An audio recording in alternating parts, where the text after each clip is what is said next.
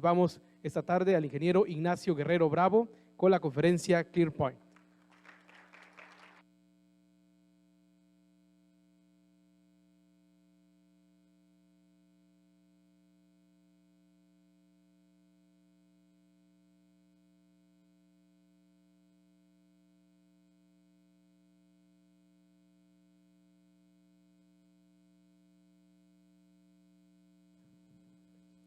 Buenas tardes. Qué poca audiencia tenemos. Es lo malo de tener una conferencia después de comer. Pero bueno. Miren, nosotros en Solenis somos una empresa, si puede pasar o si han pasado ya por nuestro stand, nos dedicamos al tratamiento de agua industrial, ¿no? Una de las situaciones que siempre buscamos es la innovación tecnológica y la plática que vamos a sostener hoy trata precisamente de una innovación tecnológica que estamos promoviendo, que ha dado muy buenos resultados en donde lo hemos logrado implementar. La tecnología, bueno, no es una tecnología, es más bien un concepto, ahorita les voy a explicar qué, y se llama ClearPoint y es para control de biopelícula. La microbiología es en sistemas de enfriamiento de agua, que es a lo que nosotros nos dedicamos, es siempre una amenaza latente. Se tiene que tener un control muy estricto de la microbiología porque influye en todos los factores, todos los problemas que se pueden tener en una torre de enfriamiento. Entonces, perjudica porque puede fomentar la corrosión en un sistema de enfriamiento. La biopelícula nos genera desperdicio debido a que tiene propiedades aislantes, muy aislantes, entonces es 4 veces más aislante que los depósitos minerales, o sea que una incrustación de tipo carbonato de calcio, sílice, etcétera. Y además, por ejemplo, una biopelícula con un espesor de 20 micras retarda nuestra transferencia de calor en aproximadamente un 7%. Y a final de cuentas, ¿a qué nos referimos con que la microbiología o el microfilm es elusivo? No nos damos cuenta, no es perceptible al ojo humano. Solo para que tengan una referencia, la partícula más pequeña visible al ojo humano es de aproximadamente 35 micras, ¿no? Entonces, si estamos hablando de 20 micras, nunca va a ser perceptible. Ya cuando nosotros vemos una torre de enfriamiento con mucha microbiología, yo siempre digo que ya no es microbiología, ya es macrobiología, ¿verdad? Entonces, bueno, el muestreo de agua que hacemos en relación a la microbiología es puntual, o sea, lo que pasa hoy es probable que no se repita mañana o dentro de un mes, aunque sí, bueno, hay ciertas tendencias como por ejemplo el calor, ¿no? Las épocas del año con más calor influyen en que haya más microbiología. Entonces, muchos de los agentes microbicidas o microbianos que se utilizan no tienen capacidad de penetrar los depósitos que se forman y también muchas regulaciones ambientales de las descargas de la purga de la torre de enfriamiento limitan las opciones que tenemos para utilizar biocidas. Entonces, bueno, en Solenis hemos desarrollado una solución para detección y control de la biopelícula.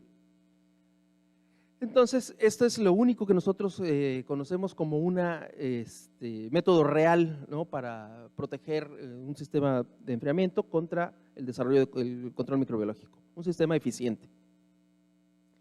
Como yo les decía, más que una tecnología, ClearPoint es un concepto y este concepto se basa o tiene 3 pilares: equipo de monitoreo y de detección de última generación, selección de una química adecuada para control microbiológico, y esto tiene que venir acompañado necesariamente por el servicio de nuestros expertos y nuestros técnicos de campo, ¿no?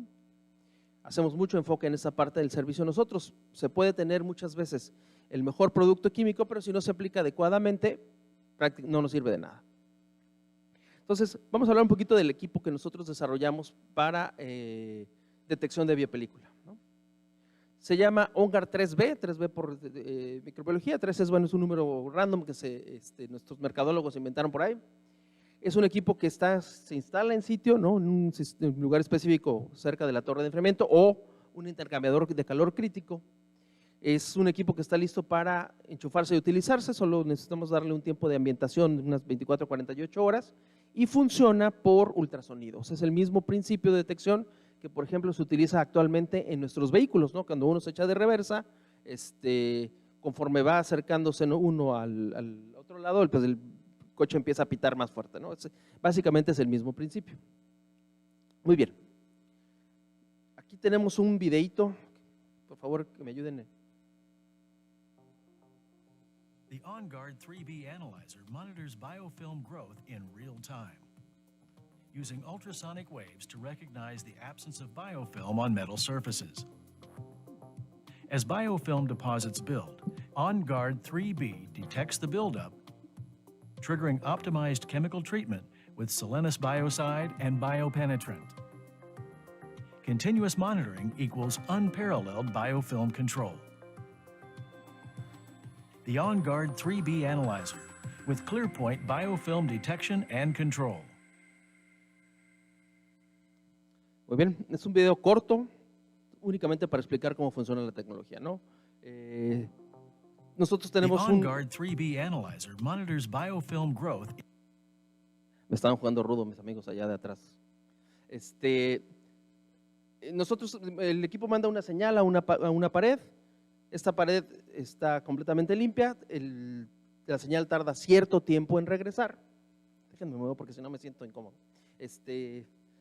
Y lógicamente cuando esa pared empieza a desarrollarse una incrustación o una biopelícula en este caso, el tiempo de regreso es menor.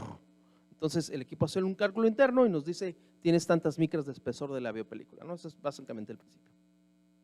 Entonces, ¿de qué se trata? Bueno, el equipo mide en tiempo real el espesor del lama por ultrasonido con precisión de micras. O sea, nosotros hablamos de 5 micras, nosotros podemos decir que ya hay algún problema, ¿no? No necesitamos esperar a que se forme, verlo para poder controlarlo. Las condiciones del equipo, por ejemplo, se puede meter calor para que simulen las mismas condiciones de un intercambiador de calor. Normalmente se escoge el más crítico, ¿no? El que más problemas nos da. Y se monitorea espesor de lama, fouling factor, que es factor de ensuciamiento, y por lo tanto la pérdida de transferencia de calor. Ahorita vamos a ver algunas gráficas. Si ustedes se fijan ahí, esto es el sensor, ¿no? Este es, ya vio película cómo se va formando. Muy bien. Y entonces nosotros tenemos en el equipo este tipo de gráficas. Nosotros podemos ver que, perdón, aquí está, disculpe. Esto es incrustación mineral, el azulito. Este puede ser algún tipo de contaminación orgánica y eso se mantienen bien, sin ningún problema. Pero el espesor de la biopelícula va aumentando y por lo tanto el retraso en transferencia de calor, el delta T de temperaturas también va aumentando, ¿no? Entonces, al nosotros ver este tipo de gráficas, inmediatamente podemos corregir agregando mayor cantidad de biocida para controlar el momento o si ya hay cierta biopelícula, algo que la penetre para tener siempre superficies limpias y que no perdamos transferencia de calor. Ok, esto es cómo es el impacto cuando hay una biopelícula en la transferencia de calor, ¿verdad? Entonces, si ustedes pueden ver aquí, esto es cómo va incrementándose el de delta T, ¿verdad? Si se fijan, esta es incluso una gráfica de un cliente real, ¿no? En donde nosotros vamos observando este tipo de comportamiento y aquí es en donde nosotros empezamos a corregir inmediatamente. Entonces, este es el primer componente, ¿no? El tener un equipo de última generación que esté con un monitoreo constante. Y nosotros le llamamos que esto es como tener una ventana en el proceso. O sea, si nosotros hacemos un conteo microbiológico, que es lo que como normalmente se utiliza esto, el conteo microbiológico nos da solo una fotografía, le llamamos nosotros, en ese momento cómo se encuentra la contaminación microbiológica. Pero este equipo nos permite un monitoreo 24 horas al día, 365 días al año, tiene la capacidad de conectarse a una nube, incluso disparar alarmas, ¿no? Para que se tomen acciones, o el mismo equipo puede programarse para, como se veía en la gráfica, aumentar la dosificación de biocida, etcétera, etcétera, etcétera, ¿no? Entonces, eso es relativo a Industria 4.0, no sé si últimamente está muy en boga el concepto, ¿no? Entonces, eso es precisamente lo que se busca, ¿no? Automatizar y depender más del factor humano, depender menos, perdón, del factor humano. Adicionalmente viene una segunda parte que es escoger la tecnología de biocida adecuado. Existen varios tipos de biocida. Existen biocidas oxidantes, no oxidantes, biopenetrantes o dispersantes orgánicos. Y por último, el último componente es, como nosotros les comentábamos, el servicio, ¿no? Nosotros, por ejemplo, aquí nos acompañan los muchachos que trabajan en Braskem Idesa, los muchachos que trabajan en Inofos, que son los clientes que tenemos localmente. Entonces, además de que ellos están liderados por una persona, están siempre a cargo de nuestras aplicaciones, verificando que todo esté funcionando adecuadamente. Le damos mucho enfoque nosotros a esta situación. Como yo les comentaba, se puede tener el mejor producto químico, pero si no se aplica adecuadamente, no sirve para nada o no se desarrolla todo el potencial de la tecnología.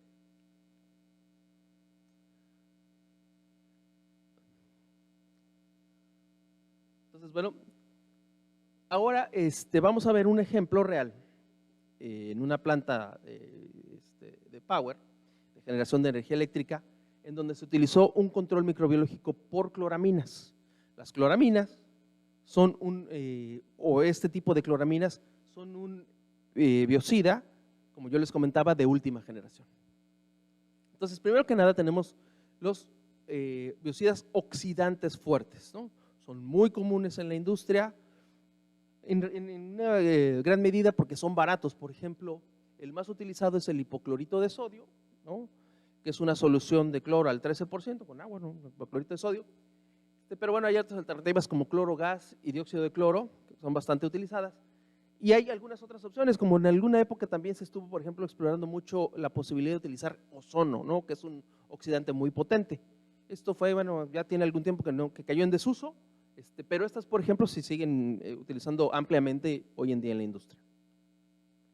Entonces, ¿cuáles son los pros y los contras, de los oxidantes? Bueno, los pros son que reaccionan muy rápido, ¿no? Y reaccionan con proteínas, citoplasma, etcétera.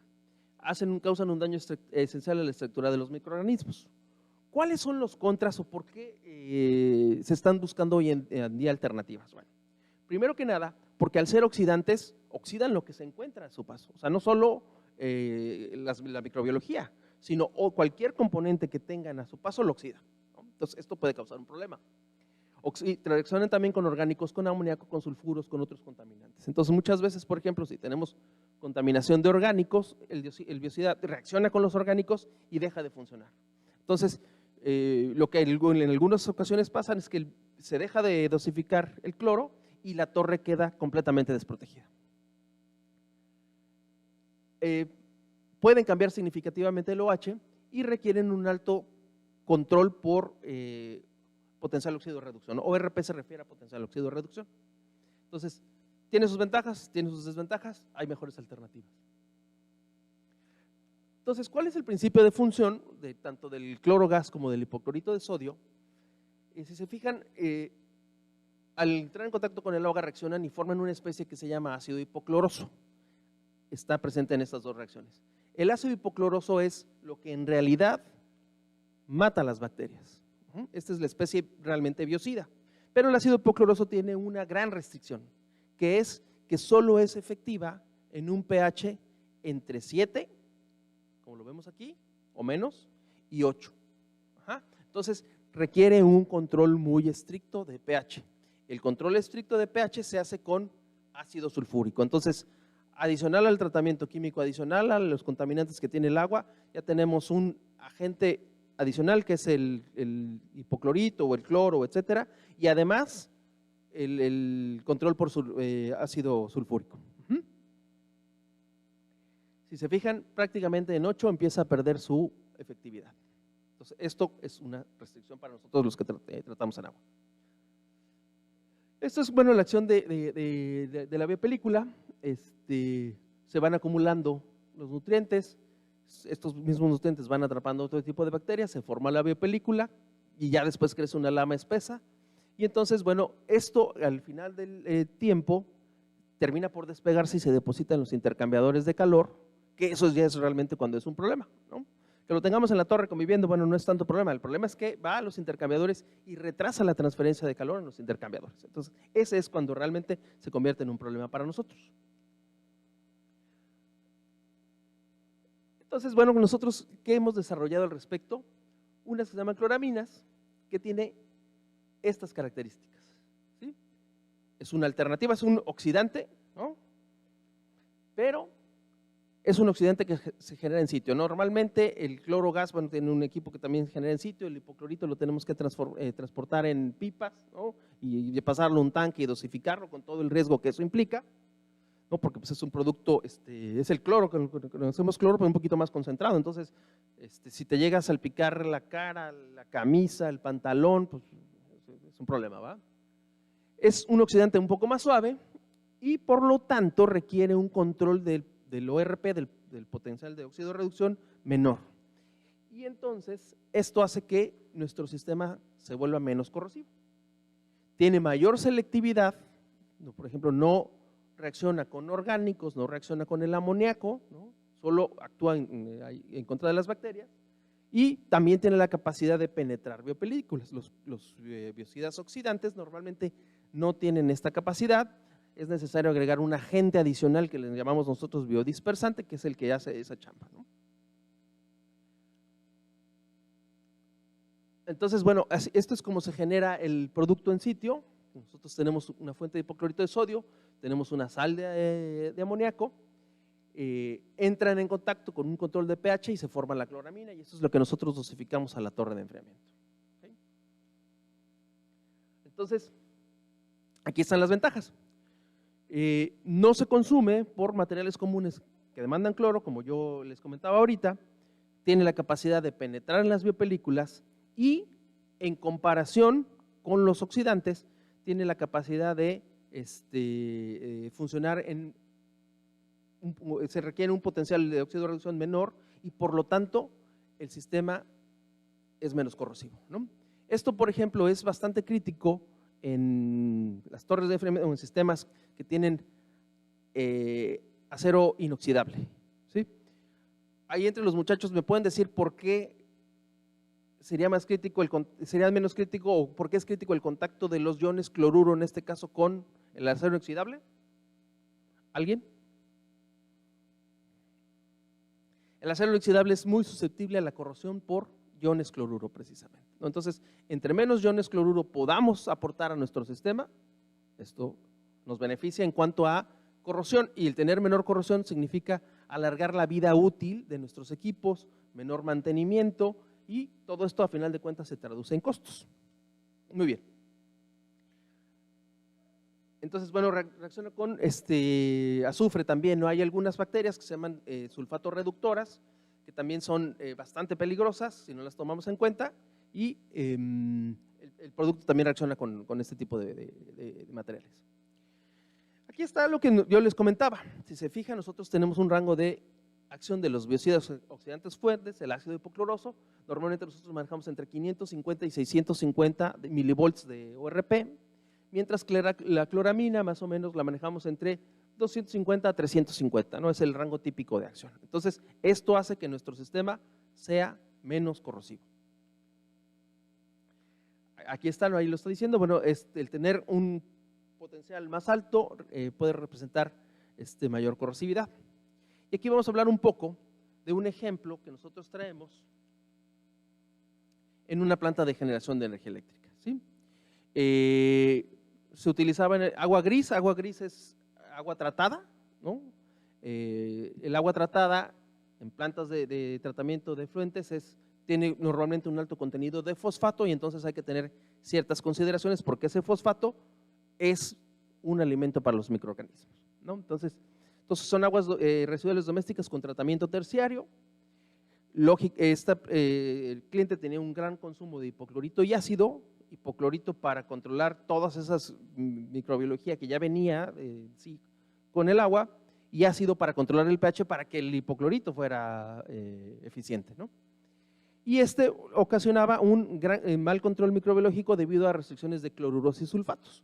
Muchas veces los mismos fabricantes limitan las concentraciones de cloruros y sulfatos precisamente para alargar la vida útil de los equipos, ¿no? Hay ejemplos reales en este sentido. Entonces, bueno, ¿qué sucede? Bueno, es una planta que más o menos generaba 470 megawatts, ¿verdad? Ok, entonces fíjense, nosotros teníamos que mantener un residual de cloro libre de 0.1 a 0.2 Y los cloruros más o menos de 200 a 350, que es bajo, es considerado bajo para nosotros los que tratamos agua. Y sulfatos de 420 a 520 se mantenían en el agua de recirculación. El agua de recirculación es el agua que va sale de la torre de enfriamiento, va a los intercambiadores de calor, atrapa el calor y lo regresa a la torre de enfriamiento para enfriar, ¿no? Entonces, bueno, ¿cuáles eran las condiciones iniciales? Alto consumo de hipoclorito, 40 toneladas por mes. El consumo de ácido sulfúrico, 15 toneladas por mes. Y aparte de todo, la planta estableció un límite de cloruros más sulfatos no podían ser mayores a 600 partes por millón, ¿sí?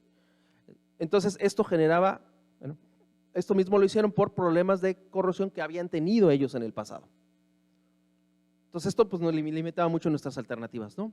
Más o menos agregaban de 6 a 20 ppm como hipoclorito de sodio directamente y se mantenían 4 ciclos de concentración. ¿Qué son los ciclos de concentración? Son las veces que nosotros podemos concentrar el agua antes de desecharla, ¿sí? ¿Qué sucede en una torre de enfriamiento? Les comentaba yo ahorita, va el agua, atrapa el calor y este calor se disipa en la torre de enfriamiento por medio de evaporación. Pero la evaporación es básicamente un destilado, es agua muy pura, ¿no? Entonces, todas las sales que tiene el agua se quedan en la fase acuosa y se van concentrando. Entonces, nosotros las 4.5 ciclos de concentración significa que estas sales se concentraron 4,5 veces. Si yo tenía una parte por millón de calcio, por ejemplo, entonces en la torre va a tener 4.5 partes por millón de calcio. A eso nos referimos con el término ciclos de concentración. Y entonces, como yo les decía, bueno, les explicaba ahorita, el rango habitual de control de ORP para que funcione el cloro tiene que ser 550 a 650 milivolts, pero por las mismas restricciones de este sistema, la planta funcionaba de 350 a 400 milivolts, lo cual generaba un control microbiológico muy pobre.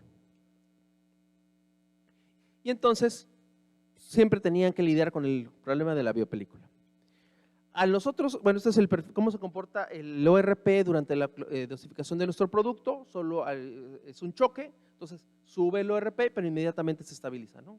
No es una constante a lo largo del sistema. Y esto es cómo se ve el control de ORP antes, si se fijan, pues, por abajo normalmente, de repente le agregaban para subirlo, etcétera, pero no había realmente un control más estricto, un control más cerrado. Una vez que empezamos a utilizar la cloramina, entonces empezamos a ver un control mucho más estricto en cuestión de ORP. Y esto es cómo se comportaba cómo es el comportamiento de la cloramina antes el control de ORP, perdón, antes de que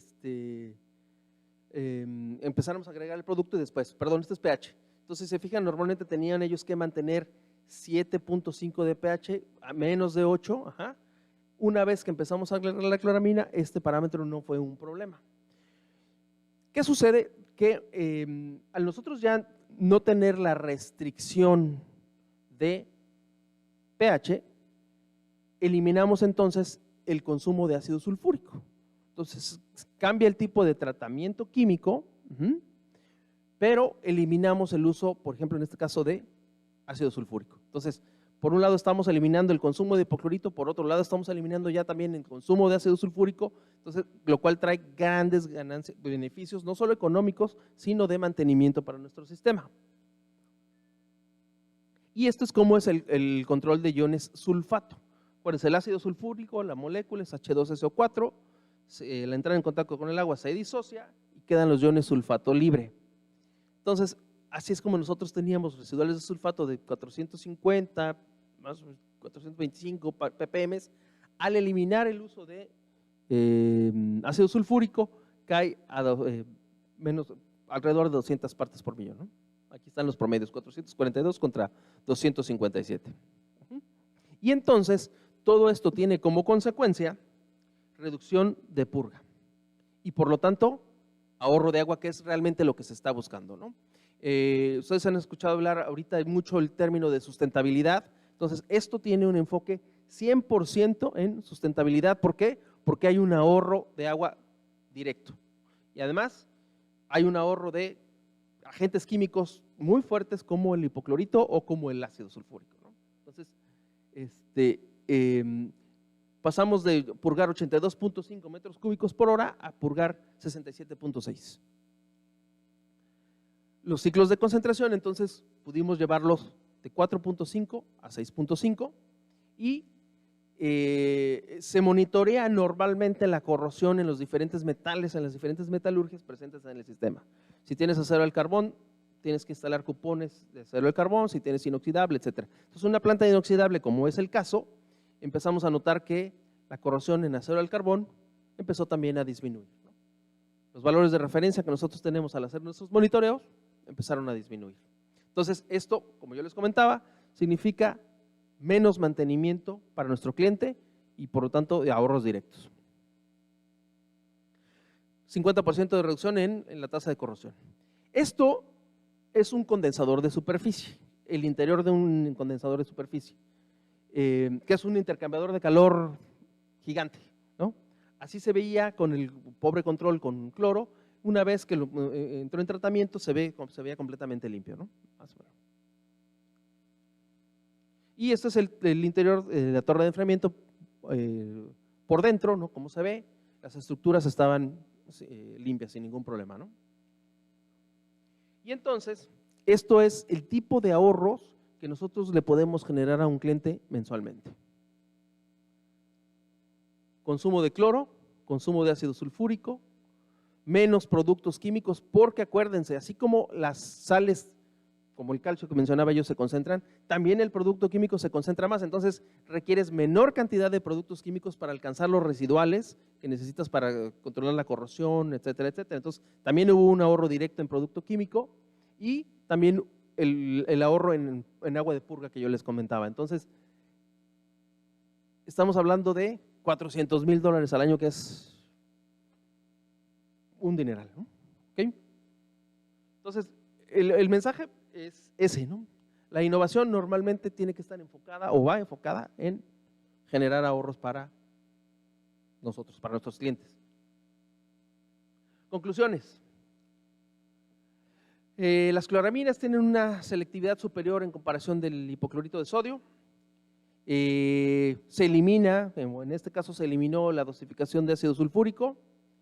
Se redujo en 90% el consumo de hipoclorito de sodio, no se redujo a cero, pero se utiliza únicamente, como veían en la diapositiva, el hipoclorito de sodio para generar la cloramina, ¿no? O sea, no se reduce, pero no se elimina, pero se reduce significativamente.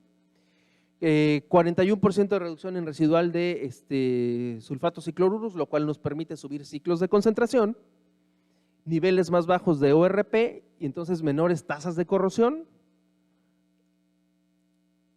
aumento de ciclos de concentración de 4 a 6.5 y ahorro de agua 28,550 metros cúbicos por mes, ¿no?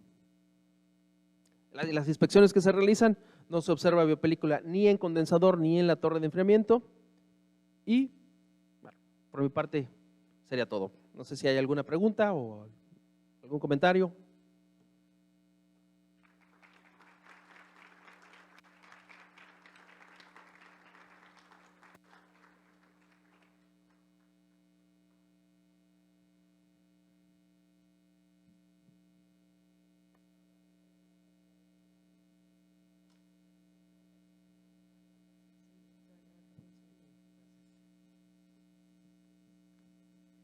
Bien. ¿Tienen alguna pregunta? ¿Algún comentario? Allá hay una. Por favor, compañero.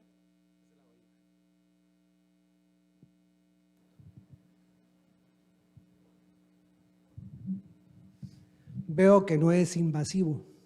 No, al contrario. Ok. ¿Cómo afecta la película de pintura? Lo que pasa es que algo que les platicaba yo a los muchachos que se acercan con nosotros es que nosotros no nos dedicamos a vender productos químicos para los procesos en sí, como en este caso el proceso de fabricación de pintura. Nosotros nos enfocamos en todo lo que son servicios auxiliares, o sea, estamos hablando de agua de enfriamiento. Ok, no. ¿Cómo afecta la pintura externa de la tubería en sus lecturas? ¿La pintura externa de una tubería? Sí, o sea, estás midiendo la película interna. Sí, Y cada tubería se le pone una protección. Entonces, ¿cómo afecta la pintura externa en sus lecturas? No afecta nada porque lo que nosotros, para llevar el agua al equipo, al medidor de biopelícula, tomamos una muestra de agua, la derivamos y la llevamos a nuestro equipo. No lo hacen directamente sobre la tubería. No lo hacemos directamente Ok. sobre la tubería. Quiere decir que ya tienen un blanco de tubería o de metal. Es correcto. Ok, Así es como, ese es nuestro cero, digamos. ok, gracias.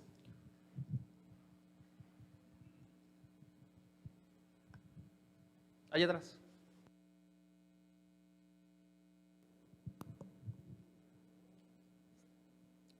Gracias.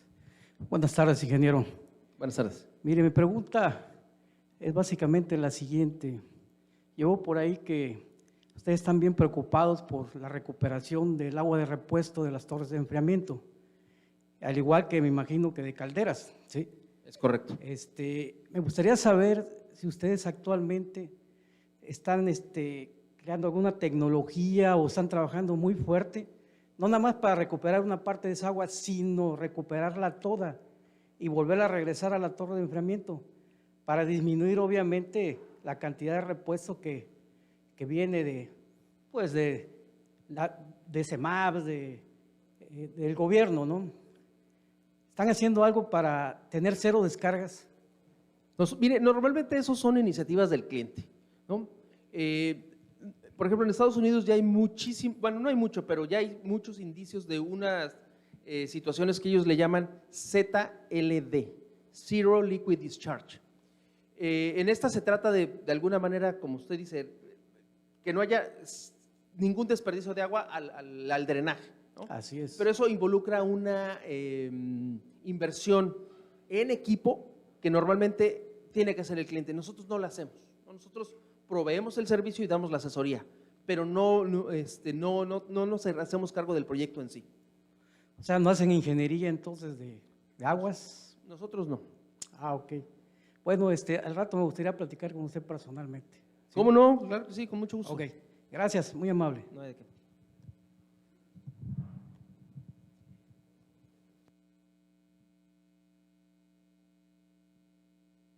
Muchas gracias a todos por su atención y gracias a la gente del IMIC por la oportunidad de estar aquí.